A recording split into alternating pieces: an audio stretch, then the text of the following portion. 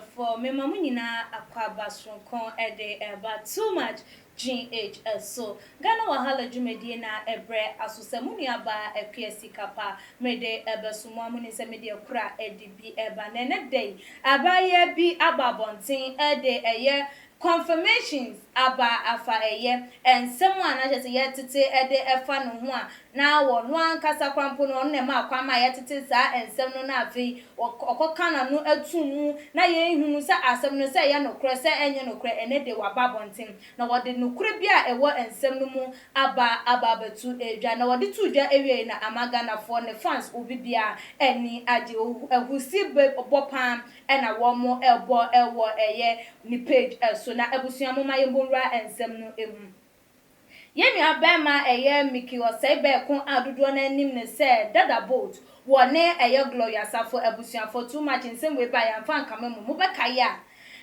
video mo photos eba abonti na chese circulating ewo social media bebia eye Gloria yi ene de ebebeto eye ne page so kire wo do awowo de ema eye dada boat na wo kire na yiwe ye na afi enu mu ma Ghana fo bebre ebebe kasaye ede efa ehun wo hwe eye actress matan kama say wo baye ebebe kan ye say abaya no wo pa attention pa na wo pe enye bibia we ubekom na eye movie bia wo mu eyiye ehun emfonyi na wo dem ababa betu agent we de eye hype bi anase opese wo trending esanse ni din enhye da eni eye limelight na say nansen anase na nansen won hye dan gini din Ghana for say bi obafo say Ghana for edwin say won tiasia na wowu enti na kwan obefa so obekire say we still relevant ewo ye limelight na say na enunti na ema ne yesam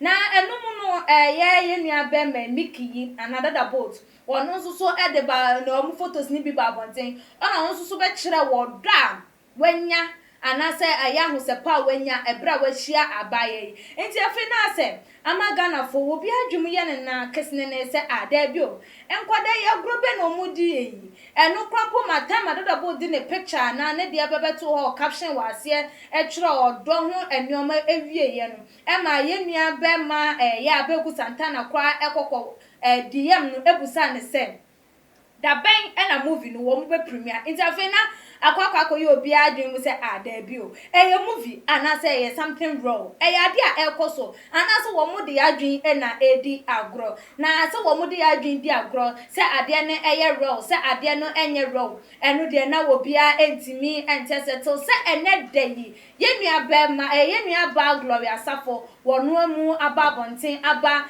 confirm to yen relationship with dada boat eba be omoba be ware krampo ede akan won waba ode tu edwa ewie no wo kire enkrofo a wo confirm ewie ye no wo mo manya broken heart wode ni nyina so eka ehun na ebusuafo ene nsem no ana ne nkomodidi a ekoso no woni eyeye nua be ma kwakumenu ne aggressive talker wo onijumedi a wo ye no eno na chese ye nua ba no ekokotena ho no ma woni no etwetwe enkomo efa ho wo biebie ensem eni so ema Ghana fo ehu de ekoso na ebusuamo ma ye nko ne nkonko hwe eye video ne ye ba ye beto aso no twen to se mobawale abenso entisa asanye hin na wo so be wale nansia wo so be wale but say ni payi mamu nim se bo twa Ghana fo pa na mtwegu ye ni so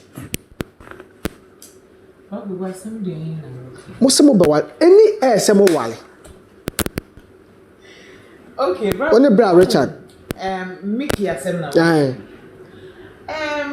on social media wo we yet me express your ewo ekwan bebre so na kwanyansan bebre so na yejuma na ye no so etomre bia na wo se wutimi se na ye ken ya eduma na etofoma wutimi de ne bi etimi ekenya eduma no eka apart from that so me personally kweku mafa enyeme mu wo me previous relationship mu enu nti no ya na maka me ho ntam say me family relationship nsem emma bonten bi mu da okay maka na say me nye bi cause do obi age o boy painti obi Oh, obi action.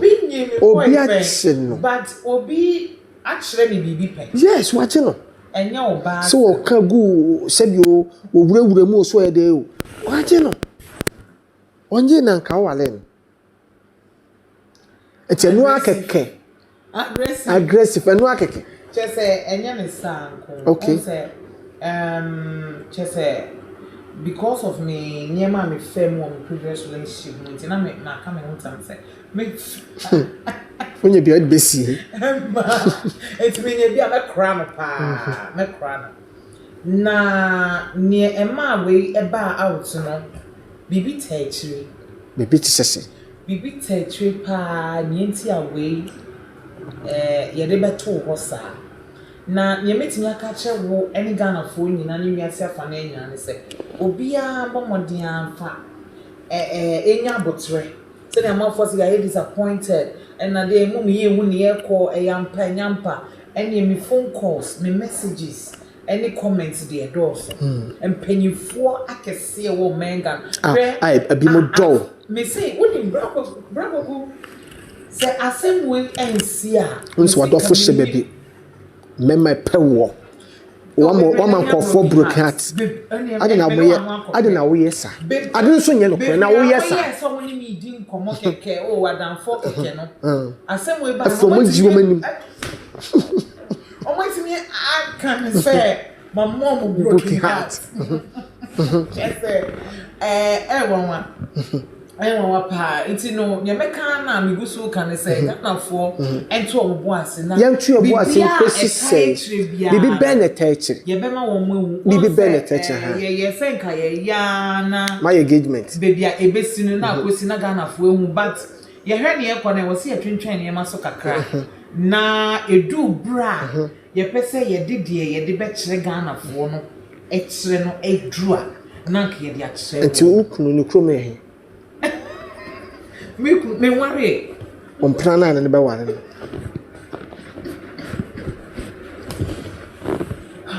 na ye see ye nsi ayese wo hu ne sa pa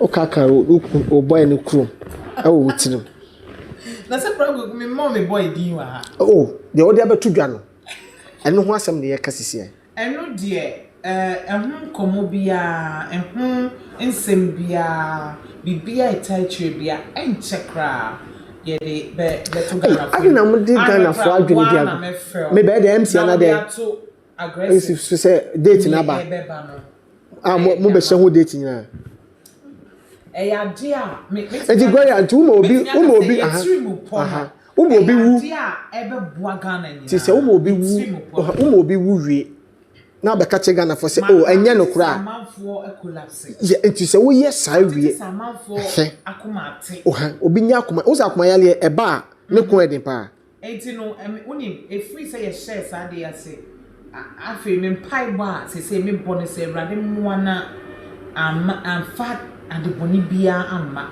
yanti asem boni bia che say ha ade na wo yesa dia mi ye ni nyina no wo say dia wo ye te say the police ni ekum ni pa o oye nkofo be demonstration wo hwe be mu a dia me brother kuntima say o dia me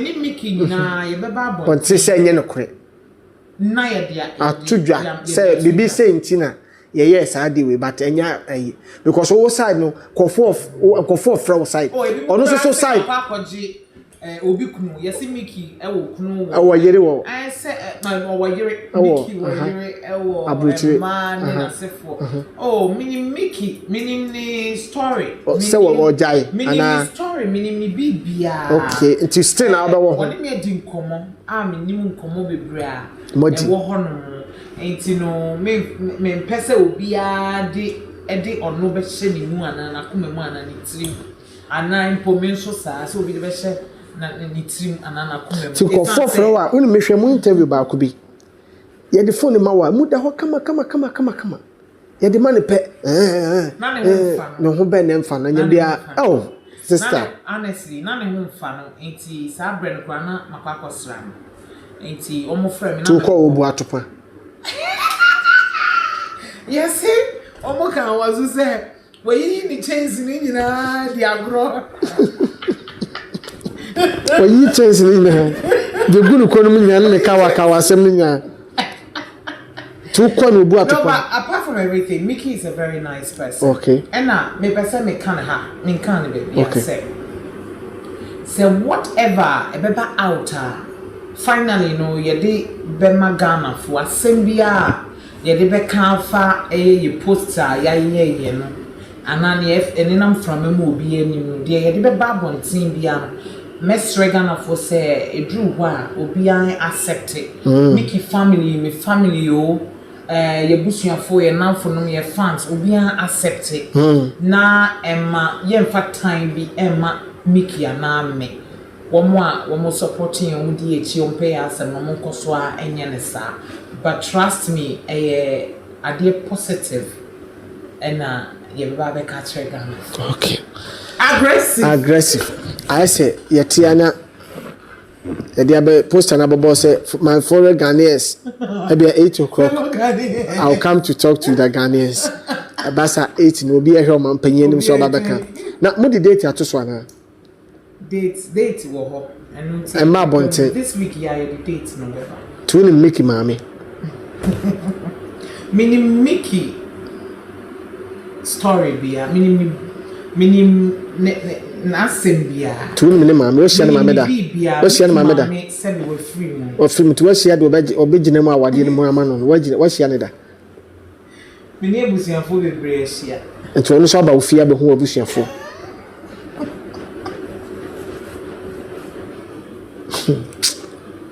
Aggressive. Oh, mommy, you be to see.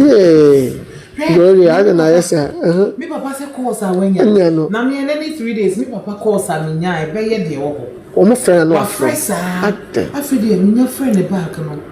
O say ate. Ate. O say tie me nkoso. Because who for be amechira. O say obi nipa na o ka no. O mechira me o. O mechira me. O nipa no. O mechira me o. O mechira me tie ni fa ne mechira me. I'm for na frame me. I'm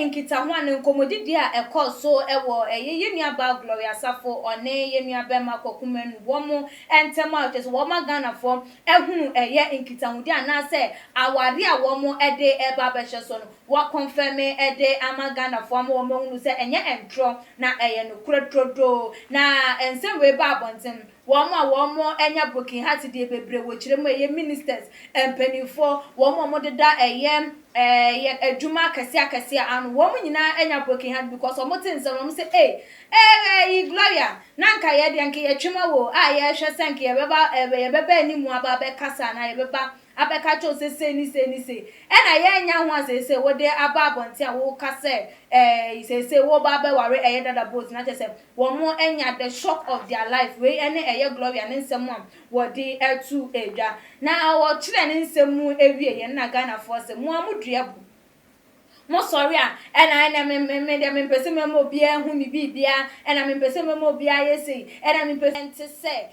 say anase dwumadie bi say na mo edie edru se mo ba be ware de wo na mo posti ni ma na se wo bi anje ndidi a na afe ye mo ya na se ye mo won mo sorry mo de nyoma toto honum na mo have mo private life into burden obi ensa na so burden se wo di bibi to honum a wo bi ebeje wo atuna no na ebinu mo so se no kure na wona wo kan se mo baba be ware na waje atuma na se ade a ebeba so na wama ya nyanenti ye se very soon mu date ebeba out nkwan dia no problem yesusu de ye twen na ye rehimo happy marriage in advance na mama yentie adwuntwe mienu miensa bi a eba because do edos na so do na congratulations ntie be kan mienu miensa bi na ye de esi Owusu Gideon ede a wode eba ye o say wow, we are praying for your union soon.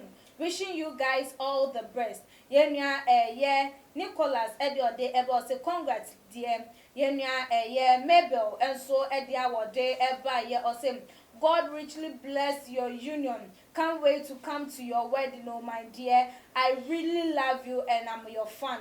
So ne dia wode eba ye enunu. Joyce and so day about say congrats my sister, just humble yourself in your marriage if only it is true or not so edia wode eba ye eno na to so smooth say eni gisem ene dia ma ne fans ene wo mo aka also wo fe sen ene wo ensem no esi efa wo musu no mo ban wo dan na dia fe wo ba ware wo pese Ghana for ehunu bibia mu no anase enye for adwenche ebra e wo tuma gh comment section ebiam so like videos na share for my busuafo ene enamfofo all the social media platform. Follow your IG page at @tuma_gh_ na emrepem de madwen channel ebetu edwamedi ene ekwesika pa dasane yebesane shi fit ani asese ne din ene your friend say mechanic na prophet kumichacha ma sesa me YouTube no ba bia me hwe bia ma change afro ene maba too much gh hwe na prophet kumichacha me so me hwe